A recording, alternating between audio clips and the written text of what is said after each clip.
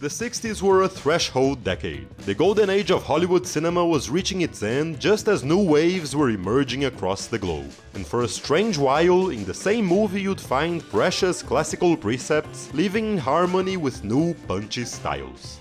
One such film was the 1961 masterpiece Judgment at Nuremberg.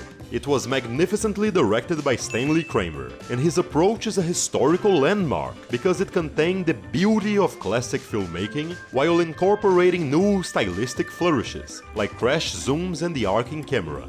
But here's the fundamental point: those quirks still follow classical principles. I'll explain as we go on. First, a bit of context. I'll make you a wager. I don't make wagers. Judgment at Nuremberg is about some event in some city, I'm not sure. Americans hold a trial for 4 former Nazi judges. Spencer Tracy is Haywood, a judge sent to judge the judges. There's the prosecutor, defense attorney, defendants, witnesses, you know how it works. Let's talk about the direction. Spatial coherence is a core trait of classical filmmaking. You're supposed to always be aware of where characters are and their geographical relations to each other. This film is a lesson in that type of clarity. It's a 3-hour movie that's mostly confined to this courtroom.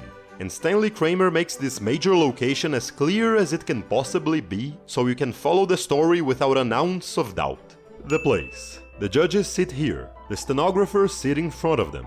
On the other side, staring back at them, are the defendants. In front of them are their lawyers. The prosecution sits to their side, right behind the podium, which faces, on the other side, the witness stand, which has a hidden screen behind it. Witnesses enter through a door to the left, placed behind the interpreters, whose work is signaled by light bulbs. That's a lot of moving parts, and as you watch the film, you effortlessly take them all in. Because of the clear connection between all spots, when defense attorney Rolf speaks, you can see prosecutor Lawson behind him, which often foreshadows his imminent interruption. Even if you don't see him, you can still expect him. Objection! Counsel is persecuting the witness in the pretext of gaining testimony. The horizontal, vertical, and in-depth connections between players all help create full, textured compositions. When Judy Garland's key witness arrives, the Nazi judge who ruined her life is cleverly placed as a reflection in the interpreter's screen. Only possible thanks to the proximity between defendant's seat, interpreter's booth, and the witness door.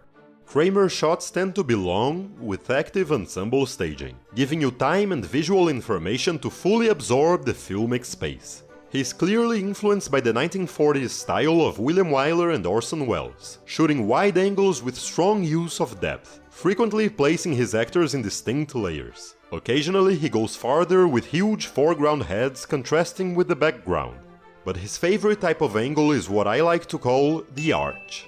Actors are placed to the sides in the foreground. It may be a double over-the-shoulder shot. Another actor can be seen further back in the middle, framed by the people on the margins. Order! All the victims! More victims than the world has ever known. They'll walk into this courtroom and show you order! Multiple varieties of this type of composition are found in the movie, sometimes within a single shot. Check this one.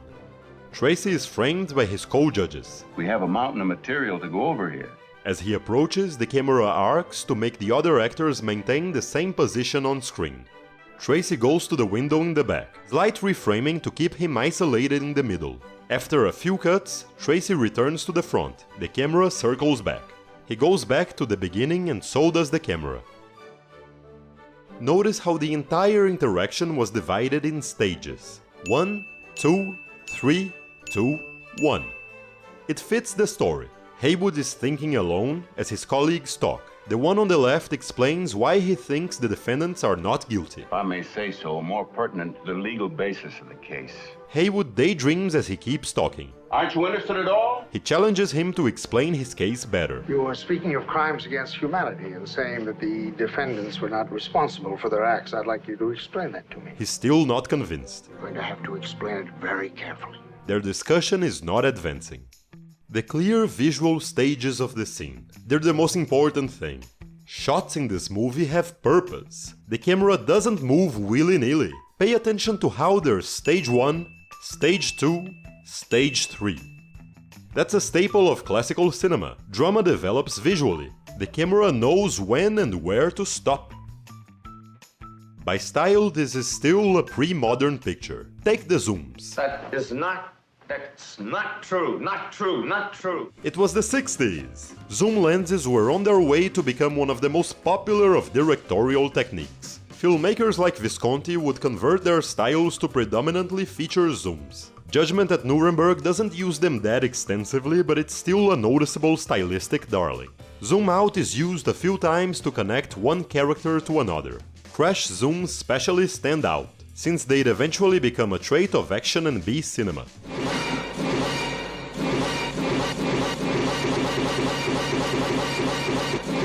But here they are in a prestige historical drama. The most memorable use is during Rolf's opening statement.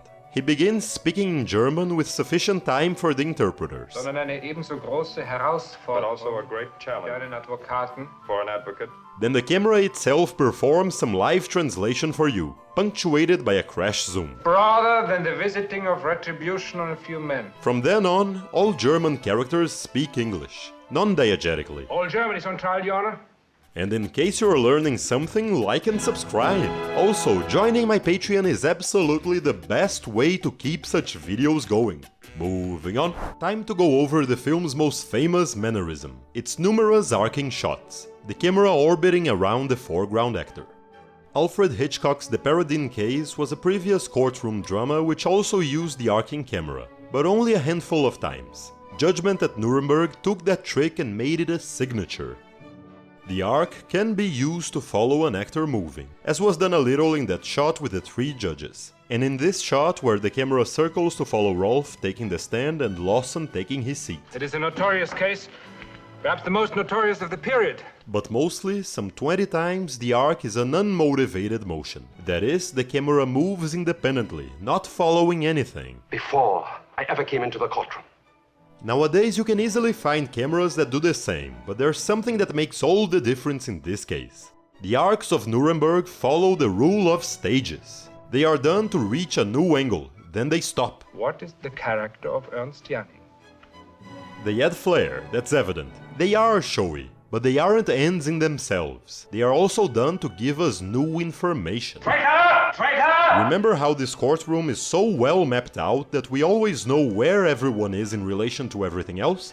Whenever an orbit begins, we know whom the camera is about to include, preferably the one being talked about. I expected the worst when I saw that Emil Hahn was the public prosecutor. In the very first arc, we see Lawson from the back and circle to get a first view of his face, and pause when we find the judges, not coincidentally when he mentions them. Will be sitting in judgment. The new angle also includes the interpreter's lights, which are soon mentioned. The prosecution will please watch the light. The interpreter cannot follow you. There's an admirable coordination between composition, movement, set, dialogue and performance. There's a moment we orbit Rolf and stop here. Was it just to show the water? It would have been a most useless motion if it had, but after a counter shot, Rolf's co-counsel enters the frame, and we realize the arc was preparing us for that entrance. A weaker moment is when the camera circles Montgomery Clift and stops at the water for no reason. Let's pretend it was just hydrating, cause it needs to go all the way across the room to find the bastard he's about to mention. Who was the presiding justice in the court? Justice Hofstetter. In an over-excessive moment, we catch Lancaster in the arch. Remember the arch? Then circle, catching the stenographers, and we stop on the podium. The camera takes aim and shoots. Take it! I'd be remiss not to say I find this prepared zoom very over the top. But there's greatness enough all around this shot and in it, so that it doesn't hurt. There's a better shot with Rolf that does basically everything I talked about here. We begin on him, slow zoom out to reveal the interpreters. We circle past the witness stand, catch the stenographers hard at work, we pass the three judges and stop in an arch. When Rolf reaches the climax of his excellent speech, we get the only thing that's missing, zoom in. Ignore the basic flaw of character that made the Russian sign pacts with him! It's excessive, but never thoughtless. No more. No less.